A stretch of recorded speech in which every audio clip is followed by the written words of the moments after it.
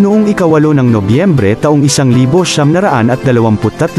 ang pinuno ng Nazi Party na si Adolf Hitler, si Quartermaster General Erich Ludendorff, at ang iba pang mga pinuno ng Kampfband ay nagtangkang ibagsak ang kasalukuyang pamahalaan ng Weimar Republic sa pamamagitan ng pagmarcha patungong Berlin na kilala bilang Beer Hall Putsch. Hindi nagtagumpay ang kudeta na nagresulta sa pagkamatay ng 16 na Nazi, 4 na pulis, 1 bystander, at si Hitler ay nahuli at nakulong ng 2 taon.